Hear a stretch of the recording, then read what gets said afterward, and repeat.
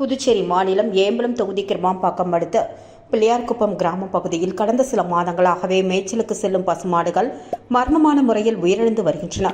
இதற்கான காரணம் குறித்து கால்நடைத்துறை மற்றும் போலீசார் விசாரணையில் ஈடுபட்டு வரும் நிலையில், இருப்பினும் மாடுகள் உயிரிழப்புக்கான உண்மையான காரணம் என்ன என்பது மர்மமாகவே இருந்து வருகிறது.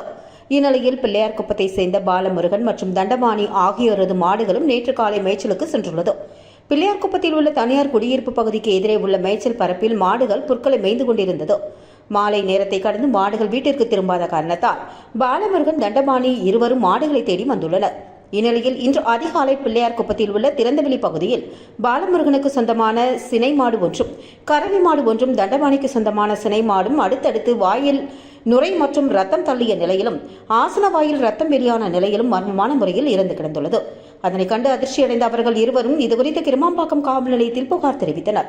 மேலும் இதுகுறித்து கால்நடைத்துறைக்கு தகவல் தெரிவிக்கப்பட்டதை அடுத்து சம்பவ இடத்திற்கு வந்த கால்நடை மருத்துவர் சம்பத்குமார் தலைமையிலான குழுவினர் இறந்து கிடந்த மாடுகளை உடற்கூறாய்வுக்காக மருத்துவமனை கொண்டு சென்றனர்.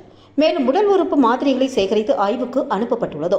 முதற்கட்ட ஆய்வில் இறந்து கிடந்த மாடுகள் விஷம் சாப்பிட்டு இறந்திருக்கலாம் என சந்தேகிக்கப்படுகிறது.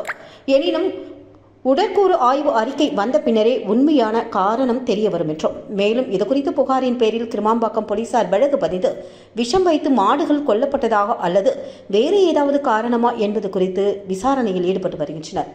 ஏற்கனவே பிள்ளையார்குப்பம் பகுதியில் 5 மாடுகள் மர்மமான முறையில் உயிரிழந்த நிலையில் அது தொடர்பான உடற்கூறாய்வு அறிக்கை குறித்து எந்தவொரு தகவலும் இதுநாள் வரை வெளியாகவில்லை என்பது குறிப்பிடத்தக்கது.